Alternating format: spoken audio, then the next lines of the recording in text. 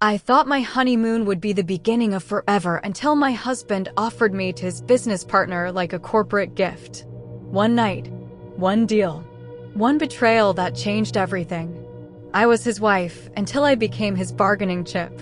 But what he didn't expect was that I would fall for the man he gave me away to, and that I would find my voice in the middle of my own broken vows. On my wedding day, standing beside Benjamin in that grand church hall, I felt like the luckiest woman alive. He was handsome, successful, and ambitious. I thought I had it all. But I had no idea I was being led into a game, one I never agreed to play. Our honeymoon was in Seychelles, an island so beautiful it looked unreal. Turquoise waters, white sands, palm trees dancing in the wind. It was everything a woman dreams of.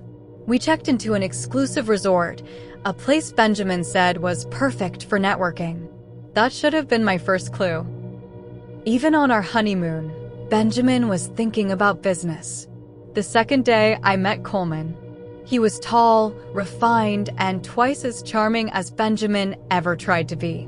Benjamin introduced him as an old friend and potential investor. I remember the way Coleman's eyes lingered on me too long, too deliberately. I was uncomfortable, but I brushed it off. Men sometimes stare. I had no idea what my husband had already arranged. That evening, over dinner, Benjamin brought out a bottle of expensive champagne. He toasted to new beginnings, to love, to opportunities. Then he said something that made my heart freeze. "To solidify our future, Anna," he said, lifting his glass, "I've offered Coleman a very special gift, my most prized possession. You." At first, I thought it was a joke in poor taste. I laughed nervously and looked between them. But Benjamin wasn't laughing. Neither was Coleman. The air thickened, and I felt my stomach twist. "Benjamin," I said slowly, "what are you talking about?" He took my hand, trying to sound loving. "Anna, this contract with Coleman could change our lives. It's just one night. One night to show loyalty and appreciation." I pulled away from him like he had turned into a stranger. "You want to give me to another man, like a trophy? On our honeymoon?" He sighed as if I was being unreasonable. "It's just business, Anna. A symbolic gesture. You don't have to do anything you don't want to. But if you care about our future, consider it." I was in disbelief. This wasn't a husband. This was a salesman, trading me like stock. That night, I didn't sleep. I cried until my eyes burned. I locked myself in the bathroom and thought of calling my parents, booking a flight home, or walking into the sea and disappearing. But shame kept me still. What would people say? That I couldn't even survive the honeymoon? The next evening, Benjamin disappeared, claiming to have an urgent call. Coleman knocked on my villa door not long after. I didn't open it. I shouted at him to leave me alone. He left a note. "I won't force you, but I'll be at the beach if you want to talk. You deserve to know the full truth." I waited hours before walking down there, hoping he would be gone. But he wasn't. Coleman was calm, seated on a beach chair, gazing at the ocean. When he saw me, he stood up, almost apologetic. "You should know," he said, "Benjamin didn't offer you to me out of pressure. It was his idea. He pitched it. Said you were open-minded. Said you were mature." I felt sick. My husband had pre-packaged me like a deal sweetener. Why would you even accept such a thing? I asked bitterly. Coleman looked at me with surprising gentleness. "Because I wanted to see who he was really married to. And now that I've met you, I think he doesn't deserve you." Those words pierced something in me. A mix of anger, flattery, and confusion. The next few days were a blur. I avoided Benjamin. I avoided Coleman. I just floated through paradise like a ghost in a beautiful prison. I kept hoping Benjamin would see my pain and take it all back. But instead, he kept pushing for the contract. He became distant, robotic. All he wanted was that deal. And then, one night, I broke. It wasn't because I loved Coleman. It wasn't because I wanted revenge. It was because I needed to feel seen. Needed to feel like I mattered to someone. And Coleman, He didn't touch me like a transaction. He touched me like a woman starved of affection. I cried afterward, but not from guilt. I cried because, in that moment, I realized my marriage was over before it even began. Benjamin had already sold me. He just hadn't signed the receipt. They say betrayal doesn't always come with a knife. Sometimes it comes with a handshake, a pen, and a signature. After that night on the beach with Coleman, everything changed. Within me and around me, the shame I felt turned into quiet strength. I had tried to protect a marriage that was built on deception. Now I had to protect myself. Benjamin noticed the shift in me almost immediately. But instead of asking if I was okay, he asked if Coleman was satisfied. "I hope you did your part," he whispered over breakfast the next morning, sipping his coffee like he hadn't destroyed the very meaning of marriage. I didn't answer him. I couldn't. If I opened my mouth, I would have screamed. Later that afternoon, I found him by the pool, grinning as he signed the final contract. Coleman sat across from him, quiet, watching me more than the papers. "Cheers to a new chapter," Benjamin said, raising a glass to Coleman.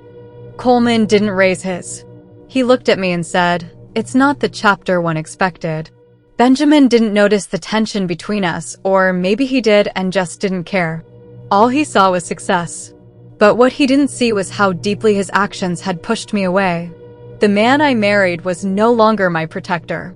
He was my betrayer. When we returned to the States, I tried to move forward. But nothing about us was the same.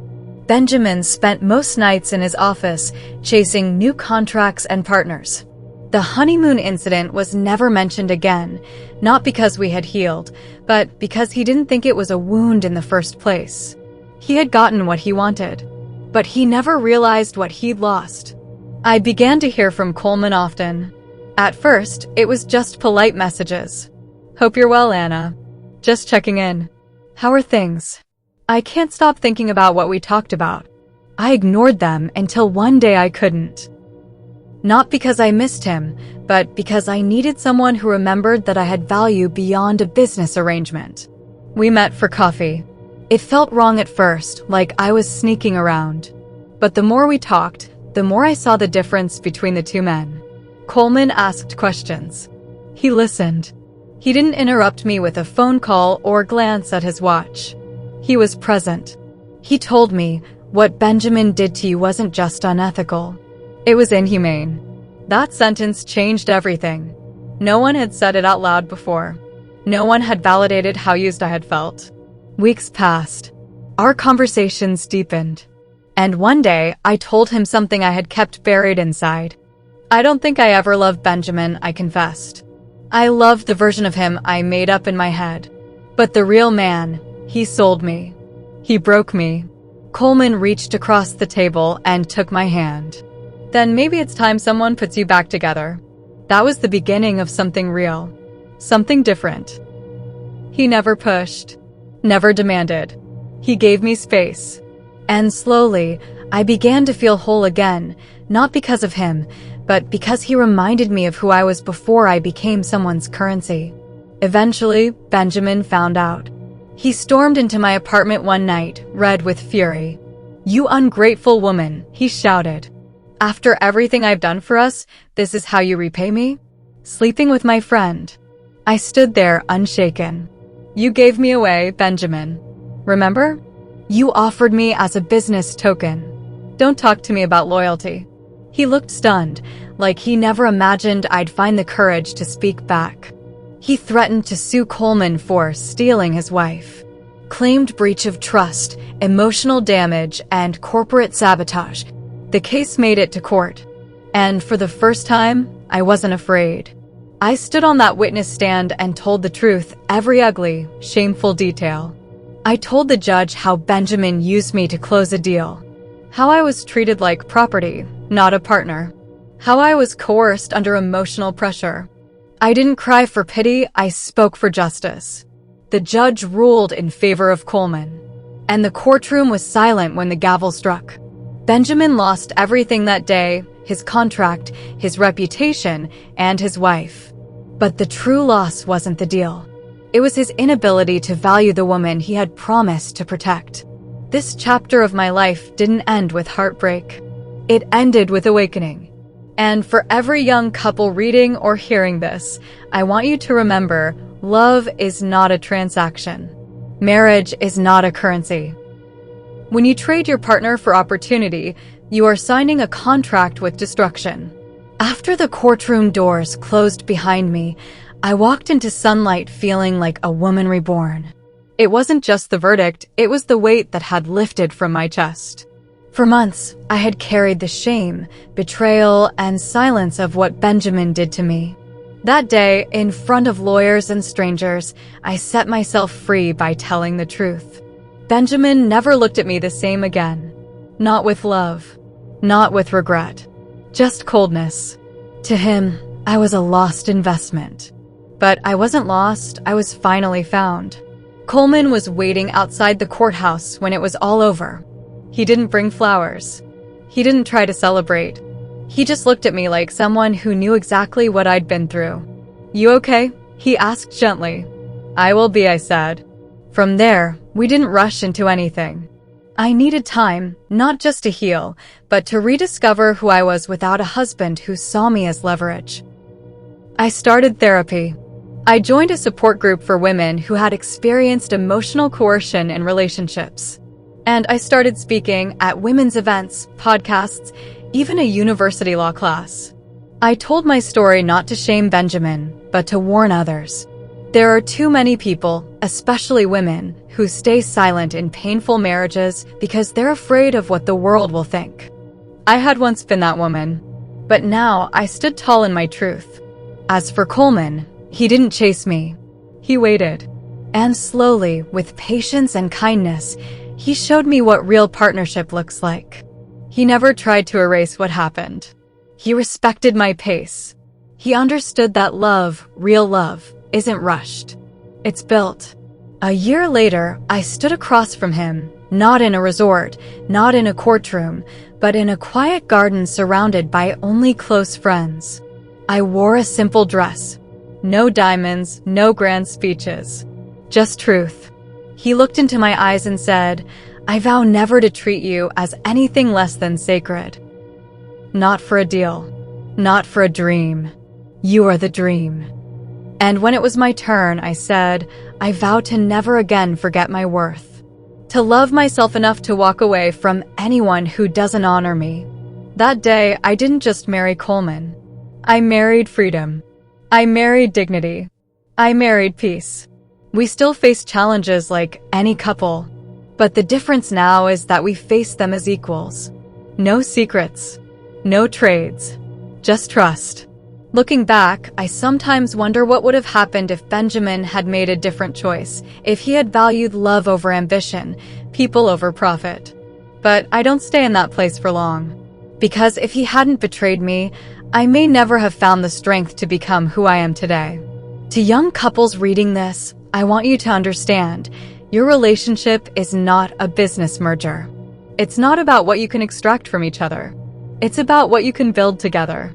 Love without respect is exploitation. Marriage without trust is just paperwork. And ambition without ethics is a fire that burns everything in its path, including love. If you ever find yourself standing at a crossroad between integrity and opportunity, choose integrity. Every time. Because once trust is broken, some contracts can never be renewed. As for me, I found peace not because someone rescued me, but because I stopped waiting to be saved and started saving myself. And that is the vow I live by now.